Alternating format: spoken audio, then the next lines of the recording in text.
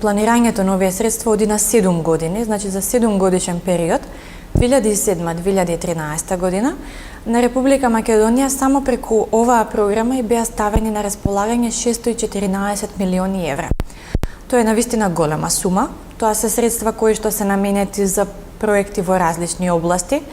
Еве, чисто да дадеме некој вид на илустрација, имаме проекти во областа на заштита на животна средина, значи еколошки проекти, пречистителни станици, управување со отпад. Имаме проекти во областа транспорт, големи делови од автопатите, како например Демир Капија Смоквица или Миладиновци Куманово, се всушност рехабилитирани со средства на Европската Унија.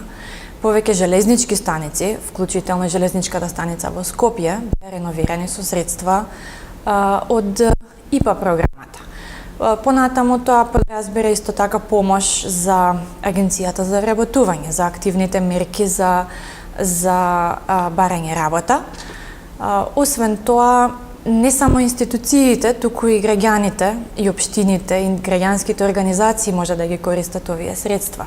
Например, општините можат да реализираат проекти за рурална инфраструктура, како што се, например, локални патишта, да решаваат некои проблеми поврзани со водоснабдувањето, со канализацијата. Граѓанските организации можат да ги користат средствата од прекуграничната соработка, значи општините од Македонија можат да соработуваат или граѓанските организации со нивните партнери во соседните земји. Република Македонија има воспоставено ваква прекугранична соработка со сите земји од обкружувањето, значи имаме Бугарија, Грција, Албанија, Косово и најново е тоа што од оваа година почнуваме прекугранична соработка со Србија.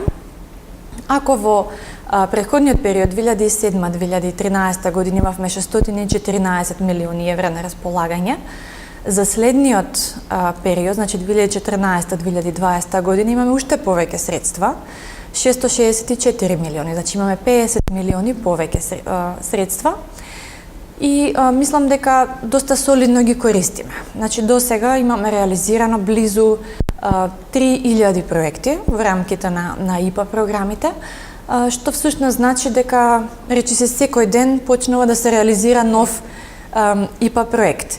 И имаме искористено до сега некаде околу 70% од тие први 614 милиони.